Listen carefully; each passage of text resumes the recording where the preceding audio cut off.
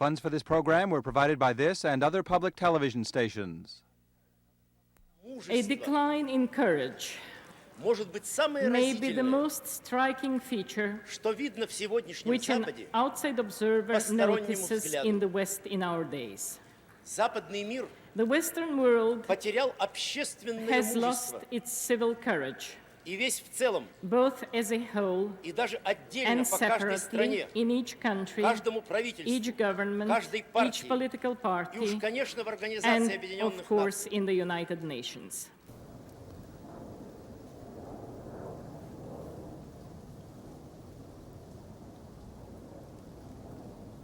Welcome to the Harvard Yard, where the class of 1978 has just been admitted to the Fellowship of Educated Men and Women, but with a commencement address of dire warning from the exiled Russian writer Aleksandr Solzhenitsyn.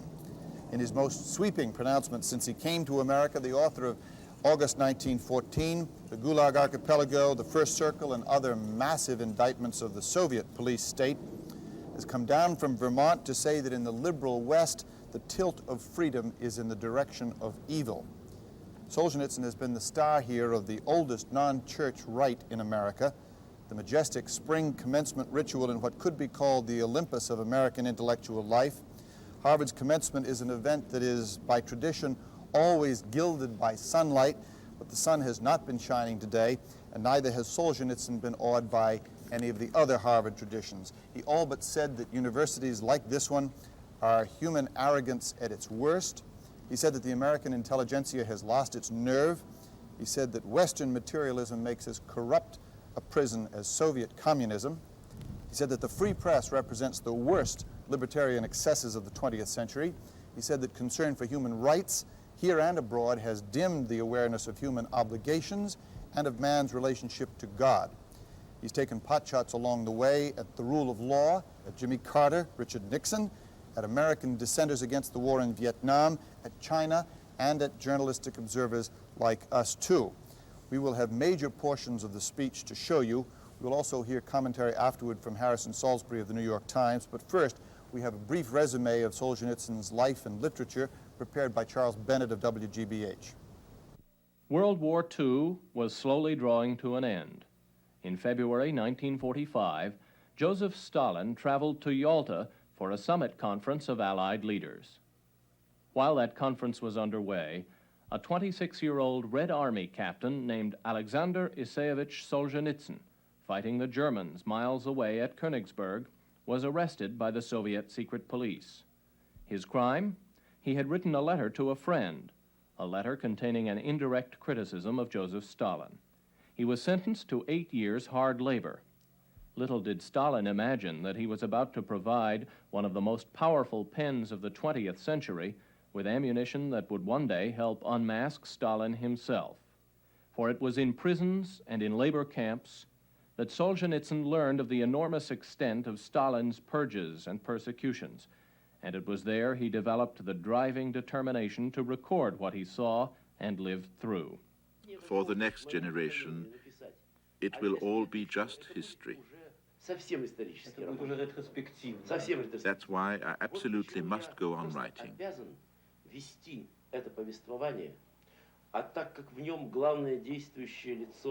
My central character is Russia herself. So the story will be immense. Even if God grants me another 20 years to live, I'm not sure I will be able to finish it. The extent of the horror in Stalin's labor camps was hard to grasp. The names of German concentration camps are seared now in memory.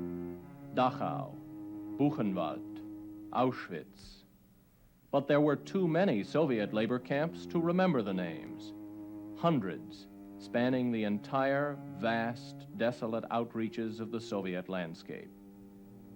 Solzhenitsyn spent 8 years in custody, at Lubyanka prison in Moscow, at Butyrki prison, at a research institute near Moscow, where he built material for the book First Circle, and in a Kazakhstan desert labor camp, where he developed the idea for One Day in the Life of Ivan Denisovich and the Gulag Archipelago. At the labor camp, Solzhenitsyn fell prey to cancer. He was released in 1953, only to learn as he walked out that his tormentor, Joseph Stalin, had died that very day. But Solzhenitsyn was not free. He was forced to spend 3 more years in exile. To support himself, he taught mathematics and physics. The transformation of Aleksandr Solzhenitsyn from obscure mathematics teacher to prominent writer, when it came in 1962, was sudden and breathtakingly ironic. Nikita Khrushchev's policy of de-Stalinization was underway, a determined and systematic attempt to cleanse the Russian national soul of a moral burden almost as heavy as that of Hitler's Germany. In this movement, Solzhenitsyn saw the opportunity to have his first book published, and he submitted the short novel, One Day in the Life of Ivan Denisovich, to the Soviet magazine Novy Mir. Khrushchev himself read the book and personally ordered its publication as a way of laying bare the crimes of the Stalin years. The most depressing aspect of the novel was that it portrayed not a special terror, but just one ordinary, grueling day in a Soviet labor camp.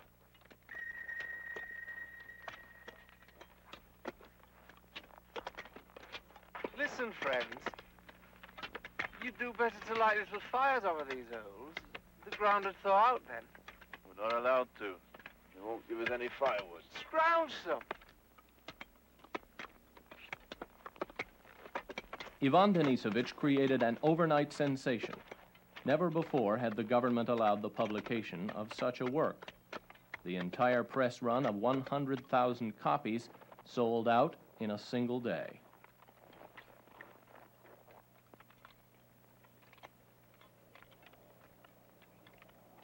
Now tell me, Ivan, if the authorities had any brains in their heads, do you think they'd make men hack away at the ground with pickaxes in a frost like this?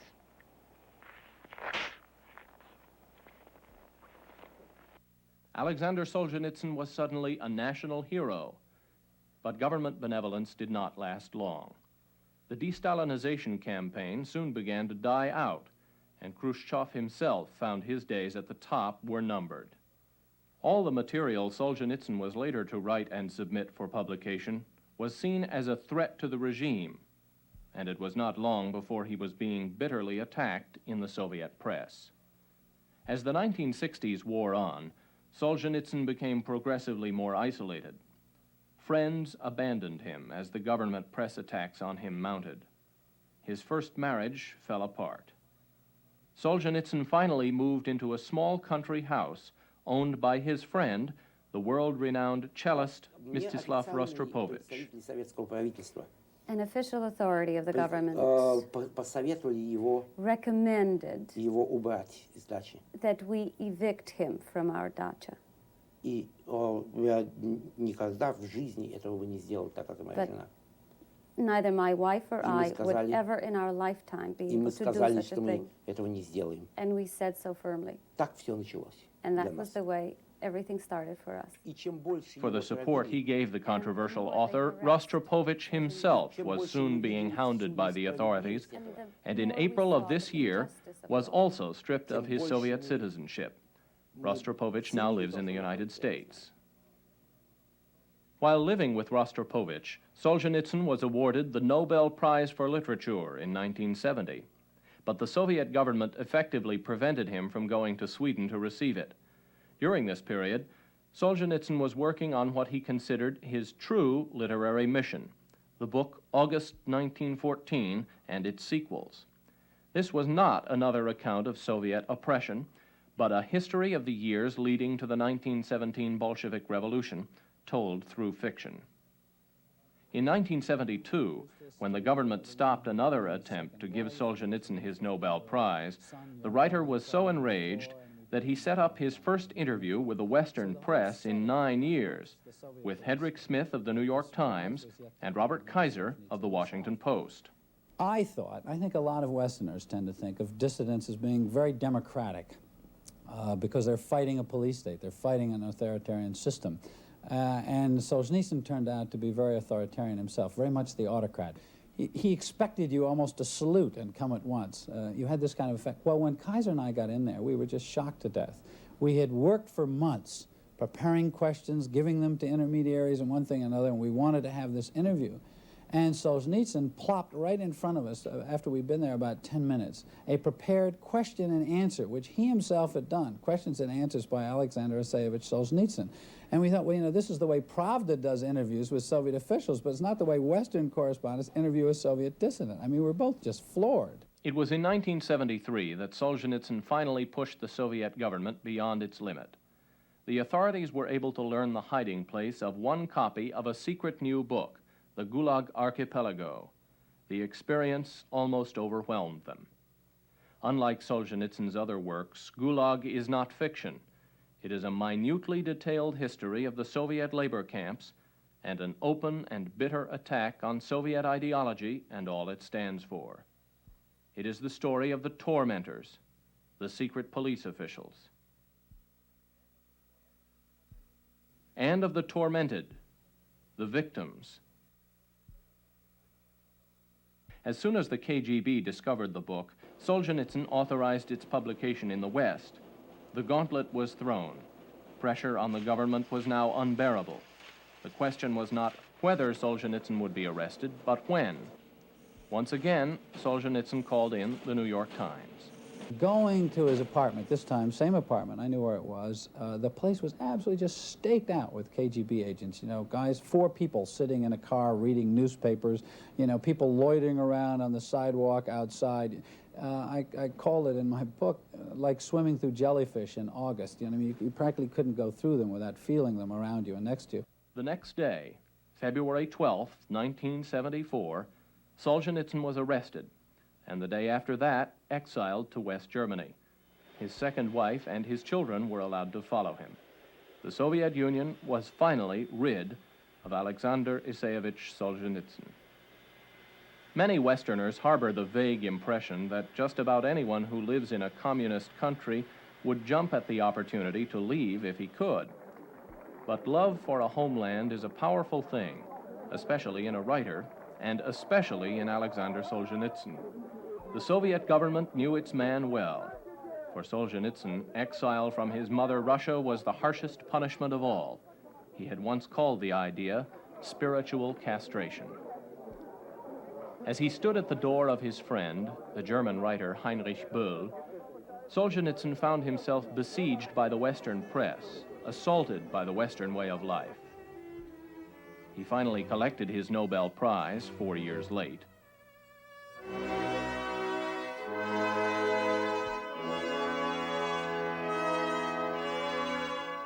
But the dazzle of Western technology and the hectic pace of Western life did not suit Solzhenitsyn. He craved peace and quiet.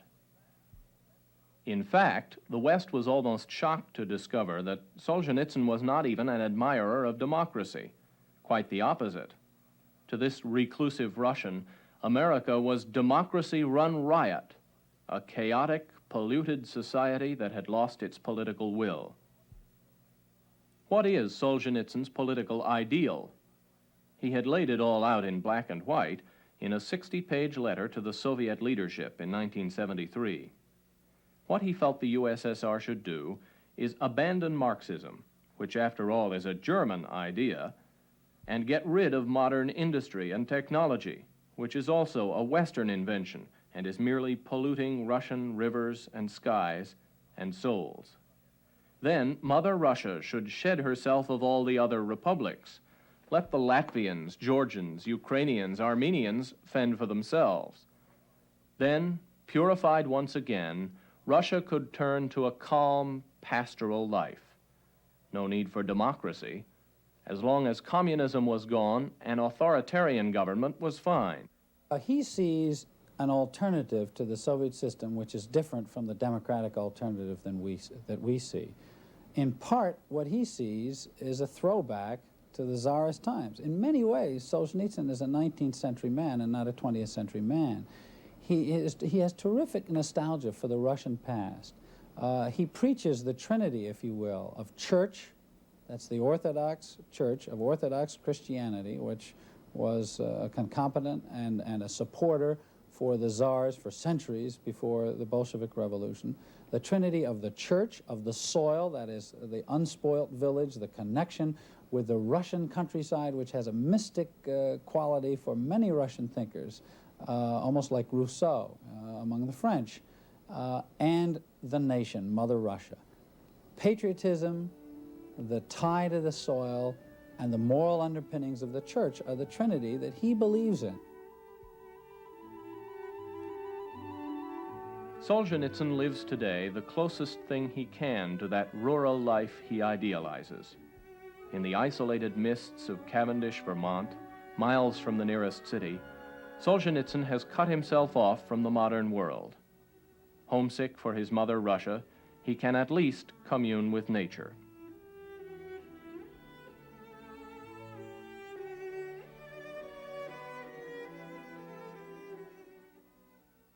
Technology has crept into his life in the form of a front gate that would do the KGB proud, complete with electronic key card admittance and television surveillance. His children are privately tutored.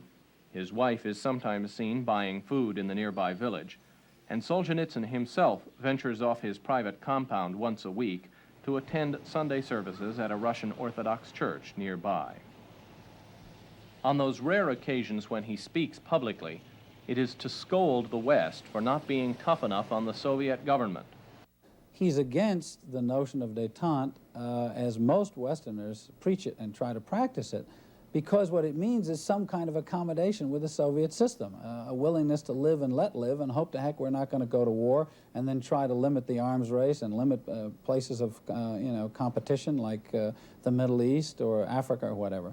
Solzhenitsyn doesn't want that. He wants the competition to the point of the destruction of the Soviet system. And if the West is going to appease it, as it were, from his viewpoint, then of course he's going to be against it. So I don't think that one can look at Solzhenitsyn in terms of giving us advice for our policy, because he's not really looking at it from the American point of view. He's looking at it from the point of view of a very strong, ardent Russian nationalist who thinks his country went wrong 60 years ago and would like to see it get back on the right track. That's what he's after. To the West, some of Solzhenitsyn's ideals may seem out of date, but his strident demand for human dignity and his enormous literary power have made Solzhenitsyn very much a man of the present. His country has cast him off, but Aleksandr Solzhenitsyn is a patriot. Both he and his friend Mstislav Rostropovich continue to hope that someday they will return. He, as a Russian writer, definitely lacks his own land. I'm a musician, and for me, perhaps it's easier. But I still cannot agree to never seeing my country again. And I deeply believe that the moment will come when we, together, with honor, will return to our country. If I were today addressing an audience in my country, examining the overall pattern of the world's rifts, I would have concentrated on the East's calamities. But since my forced exile in the West has now lasted 4 years, and since my audience is a Western one, I think it may be of greater interest to concentrate on certain aspects of the West in our days, such as I see them. A decline in courage may be the most striking feature which an outside observer notices in the West in our days.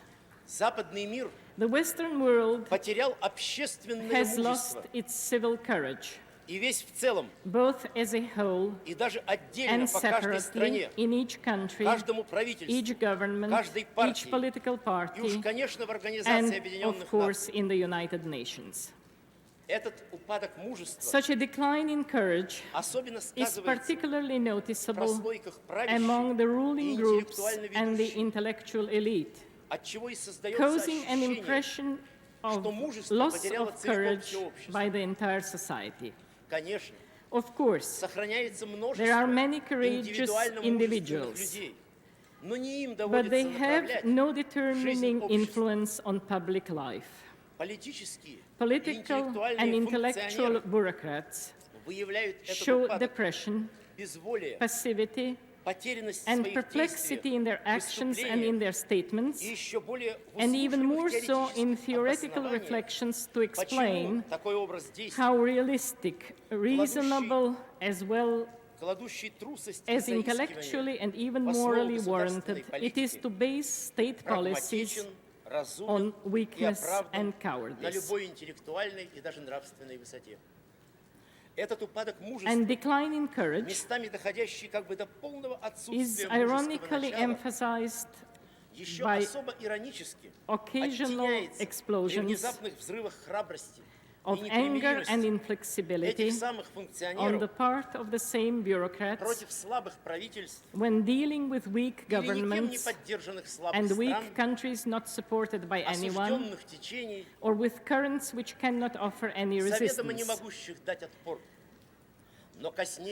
But they get tongue-tied and paralyzed when they deal with powerful governments and threatening forces, with aggressors and international terrorists.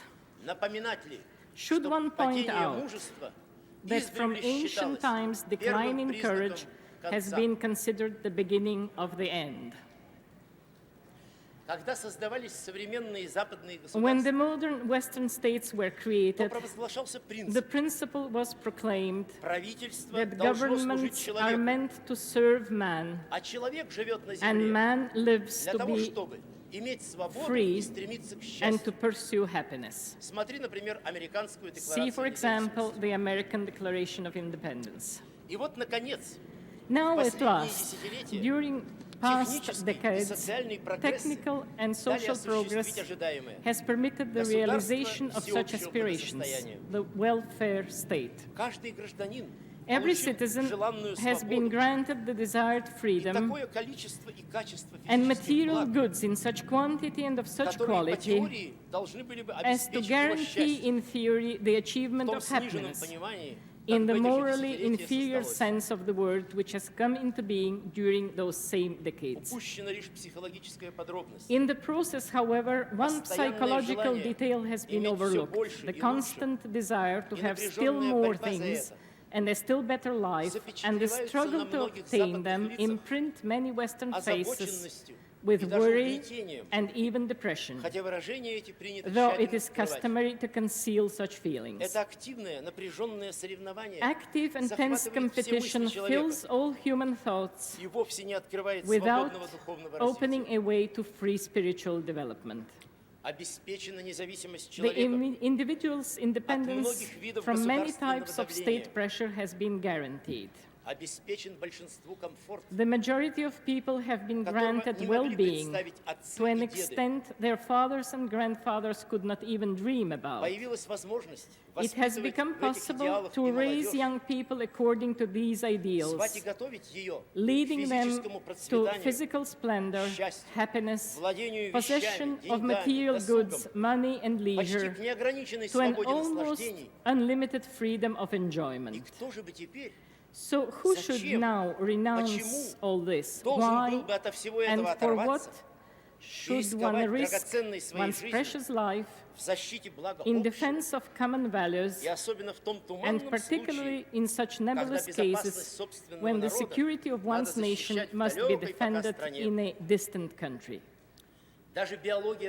Even biology knows that habitual extreme safety and well-being are not advantageous for a living organism. Today, well-being in the life of Western society has begun to reveal its pernicious mask. Hastiness and superficiality are the psychic disease of the 20th century. And more than anywhere else, this disease is reflected in the press. Such as it is, however, the press has become the greatest power within the Western countries, more powerful than the legislative power, the executive, and the judiciary. And one would then like to ask, by what law has it been elected and to whom is it responsible?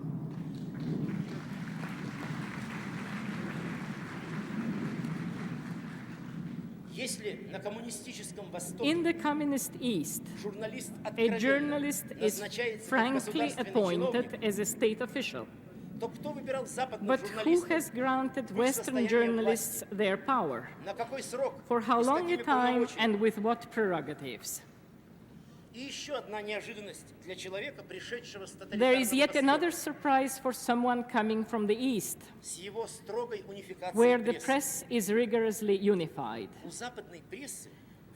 One gradually discovers a common trend of preferences within the Western press as a whole. It is a fashion. There are generally accepted patterns of judgment. There may be common corporate interests, the sum effect being not competition, but unification. Enormous freedom exists for the press, but not for the readership, because newspapers mostly give enough stress and emphasis to those opinions which do not too openly contradict their own and the general trend.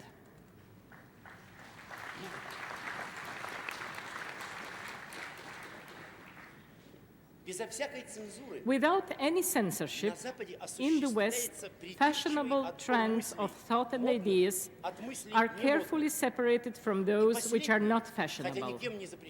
Nothing is forbidden, but what is not fashionable will hardly ever find its way into periodicals or books or be heard in colleges.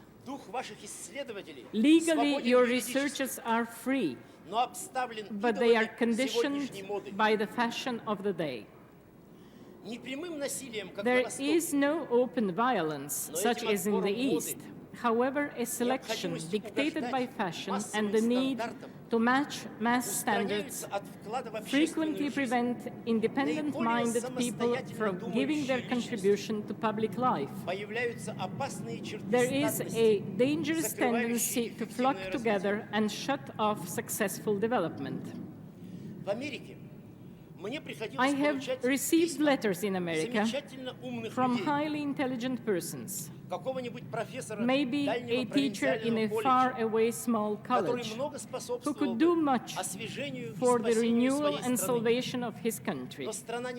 But his country cannot hear him, because the media are not interested in him. This gives birth to strong mass prejudices, to blindness, which is most dangerous in our dynamic era. There is, for instance, a self-deluding interpretation of the contemporary world situation. It works as a sort of a petrified armor around people's minds. Human voices from 17 countries of Eastern Europe and Eastern Asia cannot pierce it. It will only be broken by the pitiless crowbar of events. I have mentioned a few traits of Western life which surprise and shock a new arrival to this world.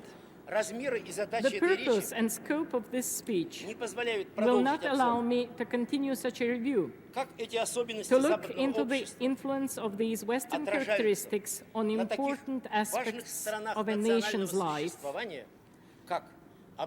such as elementary education, advanced education in the humanities, and art.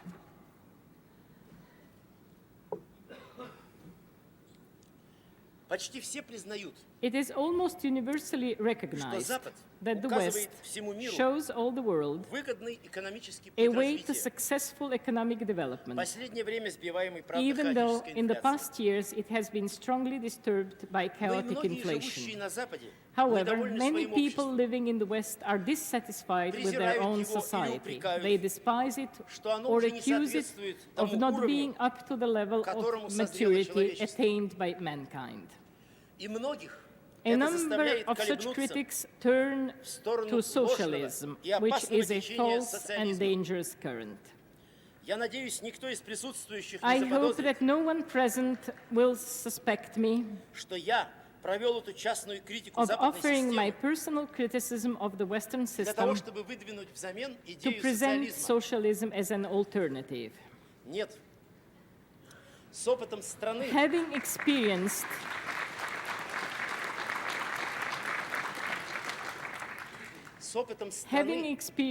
applied socialism in a country where the alternative has been realized, I certainly will not speak for it. The well-known Soviet mathematician Shafarevich, a member of the Soviet Academy of Science, has written a brilliant book under the title Socialism. It is a profound analysis showing that socialism of any type and shade leads to a total destruction of the human spirit and to a leveling of mankind into death. Shafarevich's book was published in France. Shafarevich's book was published in France almost 2 years ago, and so far no one has been found to refute it. It will shortly be published in the United States. But should someone ask me whether I would indicate the West such as it is today as a model to my country, frankly, I would have to answer negatively. No, I could not recommend your society in its present state as an ideal for the transformation of ours. Through intense suffering, our country has now achieved a spiritual development of such intensity that the Western system, in its present state of spiritual exhaustion, does not look attractive. Even those characteristics of your life, which I have just mentioned, are extremely saddening. A fact which cannot be disputed is the weakening of human beings in the West, while in the East they are becoming firmer and stronger. 60 years for our people and 30 years for the people of Eastern Europe. During that time, we have been through a spiritual training far in advance of Western experience. Life's complexity and mortal weight have produced stronger, deeper, and more interesting characters than those generated by standardized Western well-being. Therefore, if our society were to be transformed into yours, it would mean an improvement in certain aspects, but also a change for the worse on some particularly significant scores. It is true, no doubt, that a society cannot remain in an abyss of lawlessness, as is the case in our country, but it is also demeaning for it to elect such mechanical legalistic smoothness as you have. After the suffering of many years of violence and oppression, the human soul longs for things higher, warmer, and purer than those offered by today's mass living habits, introduced by the revolting invasion of publicity, by TV stupor, and by intolerable music.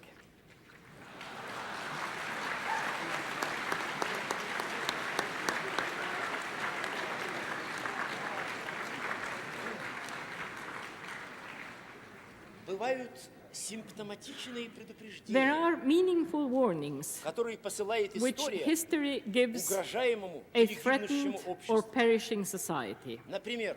Such are, for instance, the decadence of art or a lack of great statesmen. There are open and evident warnings, too. The center of your democracy and of your culture is left without electric power for a few hours only. And all of a sudden, crowds of American citizens start looting and creating havoc. The smooth surface film must be very thin then. The social system quite unstable and unhealthy. But the fight for our planet, physical and spiritual, A fight of cosmic proportions is not a vague matter of the future. It has already started. The forces of evil have begun their offensive. You can feel their pressure, and yet your screens and publications are full of prescribed smiles and raised glasses. What is the joy about? Very well-known representatives of your society, such as George Kennan, say, we cannot apply moral criteria to politics. Thus, we mix good and evil, right and wrong, and make space for the absolute triumph of absolute evil in the world. On the contrary, only moral criteria can help the West against communism's well-planned world strategy. There are no other criteria.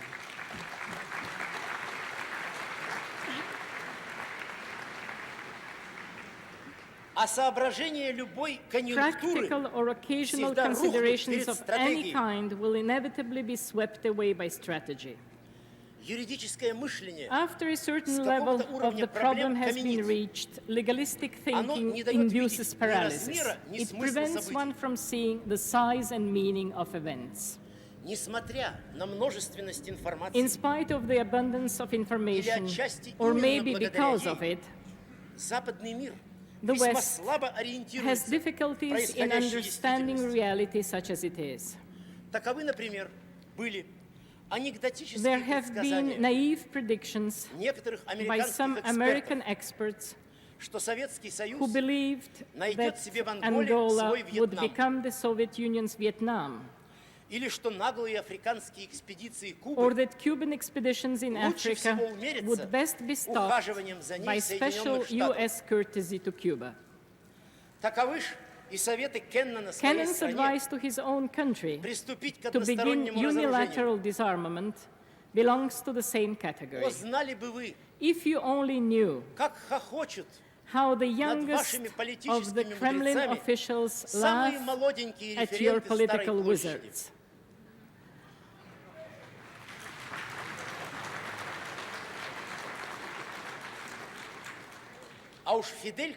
As to Fidel Castro, he frankly scorns the United States, sending his troops to distant adventures from his country right next to yours. However, the most cruel mistake occurred with the failure to understand the Vietnam War. Some people sincerely wanted all wars to stop just as soon as possible. Others believed that there should be room for national or communist self-determination in Vietnam or in Cambodia, as we see today with particular clarity. But members of the U.S. anti-war movement wound up being involved in the betrayal of Far Eastern nations, in a genocide and in the suffering today imposed on 30 million people there. Do those convinced pacifists hear the moans coming from there? Do they understand their responsibility today, or do they prefer not to hear?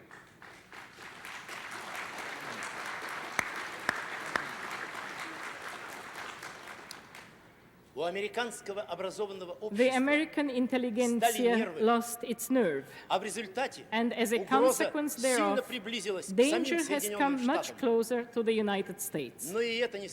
But there is no awareness of this. Your short-sighted politician, who signed the hasty Vietnam capitulation, seemingly gave America a carefree breathing pause.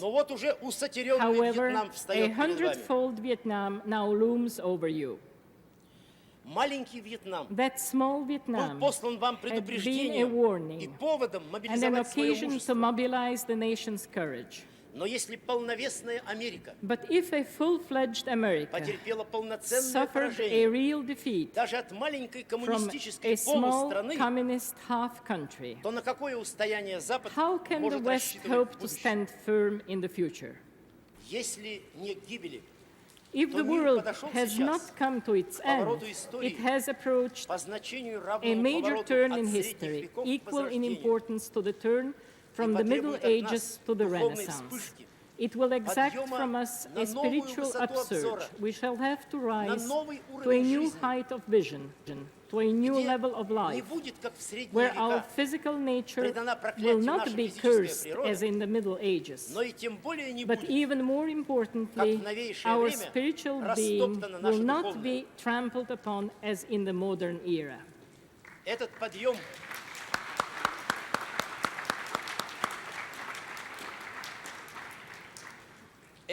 This ascension will be similar to climbing onto the next anthropologic stage. No one on earth has any other way left but upward.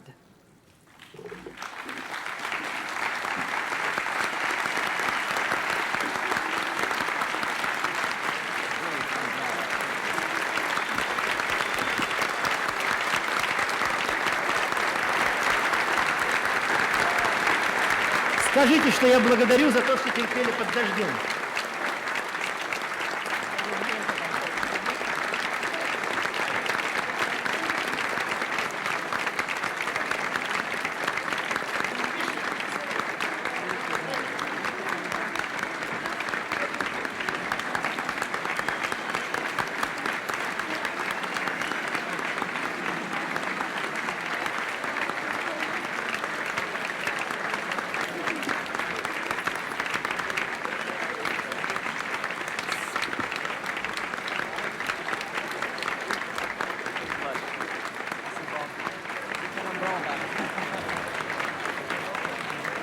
Dr. Solzhenitsyn, spasiba.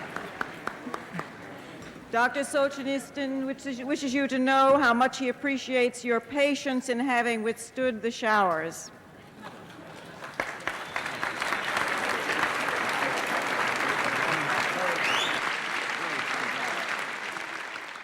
Harrison Salisbury, you've been writing about Solzhenitsyn for 15 years.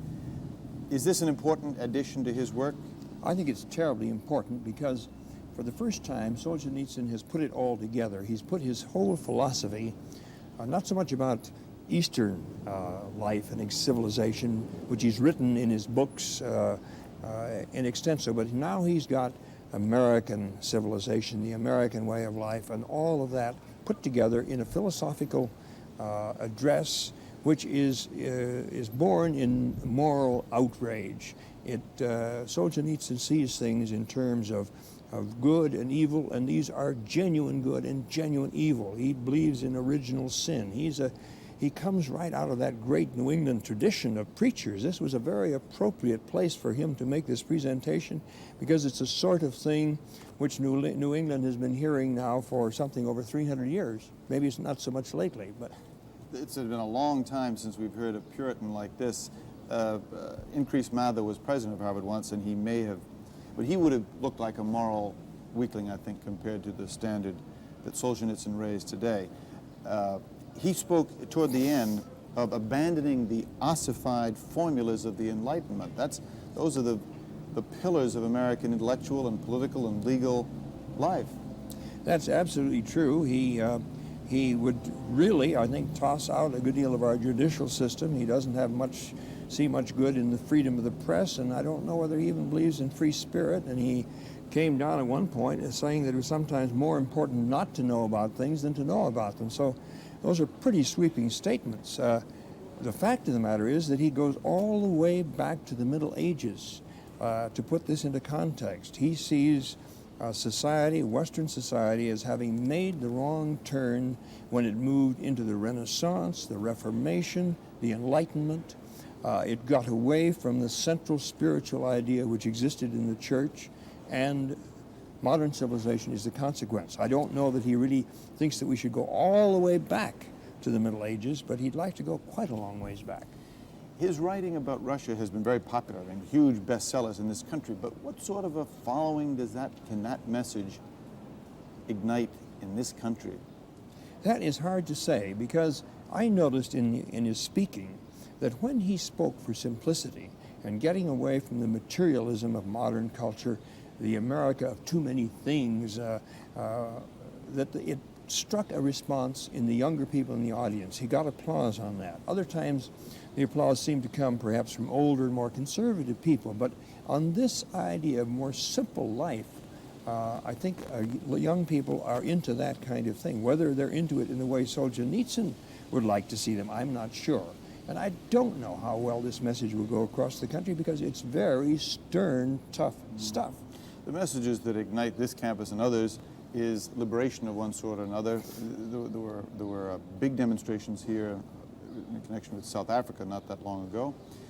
But he's not a liberationist of any kind, really. He's an authoritarian. He's not. He's against liberalism. He thinks this is where we went wrong. He thinks liberalism led to socialism, socialism to capitalism, to communism, and that is the great evil of the day. I mean, while he was inveighing against Western civilization, he was not putting any imprimatur on what's happened in the eastern part of the world. On the other hand, he did say something very interesting. He seems to believe that because of the lush life we live here in America and in the West generally, we have lost a great deal of hardiness. Whereas in Russia and Eastern Europe, where they've had 60 years in Russia and 30 years in Eastern Europe of communist domination, of trials of this body and spirit, he believes they're tempered by that. They're tempered by that, and therefore are more able to create a new society which will be based, as he sees it, on sound spiritual and moral principles. I would agree. It seemed to be that one of the central bitter statements of this speech was he was mocking us, in effect, for not liberating the East, for being soft on enforcement of the Helsinki Agreement, all that sort of thing. But then he said that the Western culture has nothing to offer the East anyway, and that the human character is getting stronger in the East and getting more corrupt in the West. In other words, even if we had the nerve to liberate Eastern Europe, they wouldn't want us. He sees a failure of our courage. He believes that our politicians have become weak and wobbly, that they're looking for ways out, they're looking for compromises where he would be uncompromising. And I think he contrasts that to the kind of spirit, and he has something of a point here. He is himself an embodiment of a man who, because of his own spiritual strength and physical strength, was able to withstand 8 years in Stalin's concentration camps, the most horrible kind of life, disciplining himself and coming out stronger than he was when he went in. And he sees us as getting wobbly without having that kind of a drive that he has. He has tremendous drive. As you could see him today, he is 60, he'll be 61 years old today, and yet he spoke as a man perhaps 20 years younger than that, full of vitality and vigor, and with great goals yet to achieve in his life. You know, to go back to one of the lines that elicited a very enthusiastic reaction, he spoke of the glut in this country of publicity, TV stupor, and intolerable music. Brings me to the general question of how does he know all these things? How much does he know about American life? He lives essentially as a hermit up there in Vermont. Does he know what he's talking about when he condemns this country? I don't really believe he's listened to much rock music. I doubt very much if after a long day's work on this enormous series of Russian novels he's working on, that he turns on the TV to spend an evening in front of the tube. I don't believe it. I just can't see this man doing that sort of thing. I think he has a general idea. I think he picks it up perhaps in his trips into the village, to the store, and he travels around Vermont a little bit, and he does get around the country. And he has friends and associates who see more of it perhaps and tell him about it. But I don't really believe he's very intimately involved in that sort of thing. But are we letting him off too easily in that? I mean, you would not write an account of American life from Cavendish, Vermont. It's almost ridiculous, if you look at it in one respect, to be judging American life from behind his gate up there. Well, I don't know. We've had many rural philosophers. We've had, in our tradition, a philosopher doesn't necessarily move in all the circles of the society which he writes about. I wouldn't condemn him too much on that. He might be wrong in the specifics, but he may be right on the general overall trends. You suspect he is, and I think maybe I do too. I do suspect so, yes. Relate this speech to his novels, particularly his works, fact and fiction, of prison life. There was a lot of the prison mentality and prison experience reflected in that speech. Oh, yes, there's no doubt about it. This is a man whose philosophy was really molded in prison. As a young man, he was full of drive and energy and ambition. He wanted to get ahead. He wanted to be an actor, and then he wanted to be a writer. And then all of this was diverted by the prison, but even when he went into prison, he had a scheme and a pattern of what he was going to do. And that was the creation of the works which we know him for. They were all outlined, many of them written in his mind, because he didn't dare put them down. He made poems in order to be able to remember the words, and he wrote those works in his mind when he was in prison. When he came out, he put them down and wrote them. And these, while they are, the first circle is ostensibly a novel about life in a secret Stalinist prison laboratory, it is in a larger sense a novel about life in the world, a novel about life in Russia, and then the world too, as Solzhenitsyn sees it, because he sees a great many of us, a great many in society, both in the East and in the West, who are chained to the particular kind of civilization that we live in. In Russia, it's a slave civilization created by communism.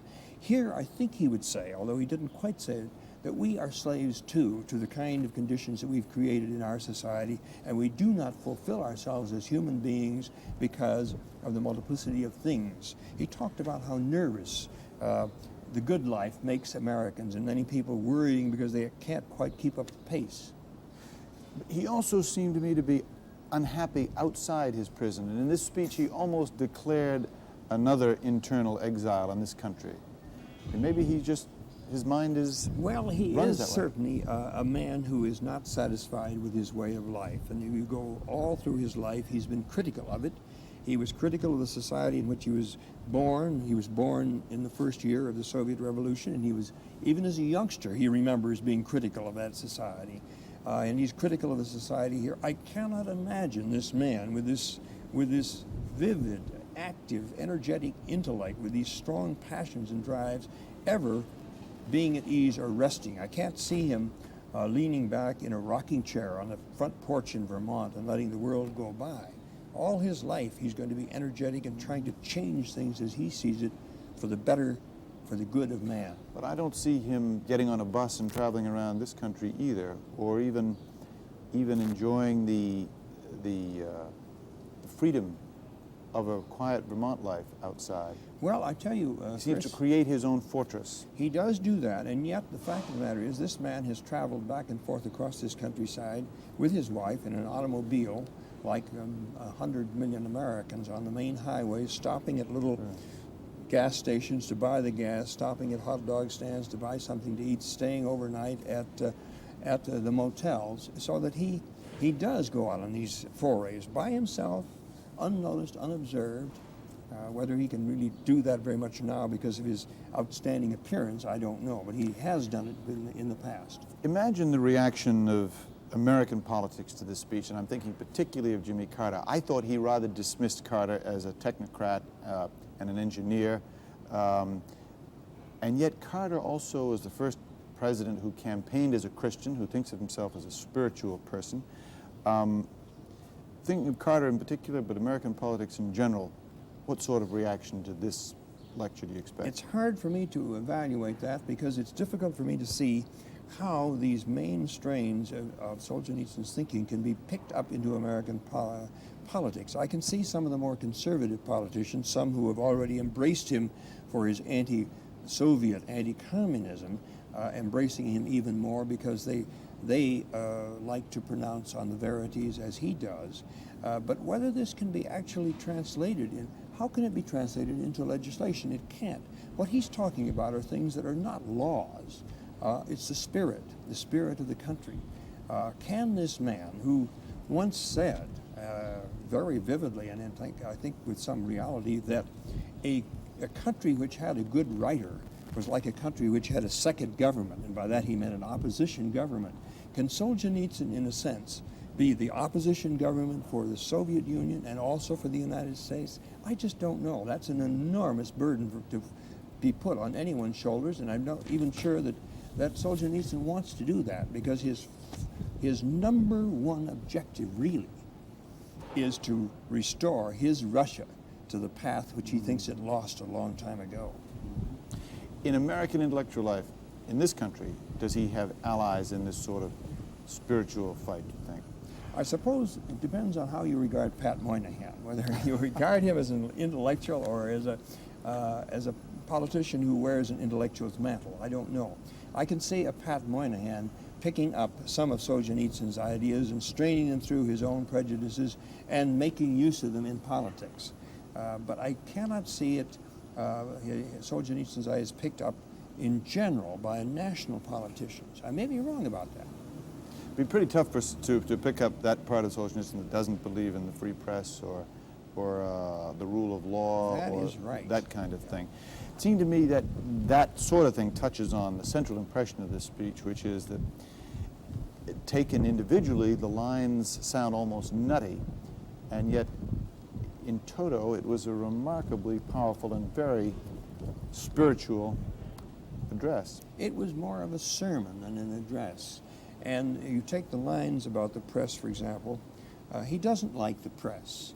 He doesn't really, I don't honestly think he sees much more of a function for the press than some of his opponents in Moscow see for the press.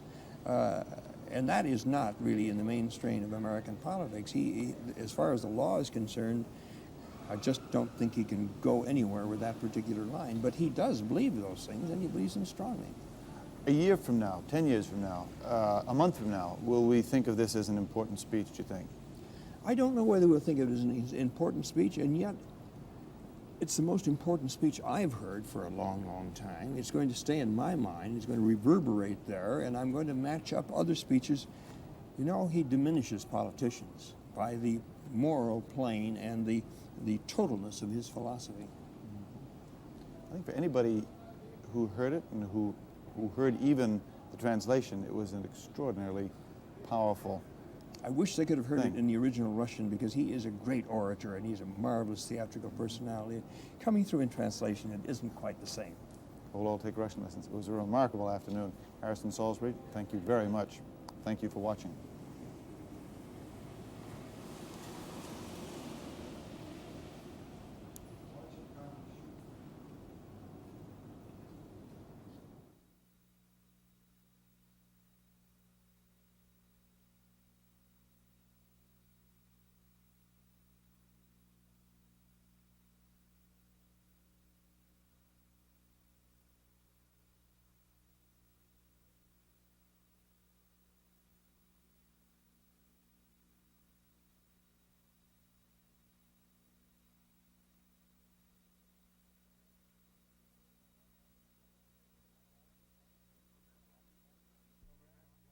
This program was produced by WGBH Boston, which is solely responsible for its content. Funds for this program were provided by this and other public television stations.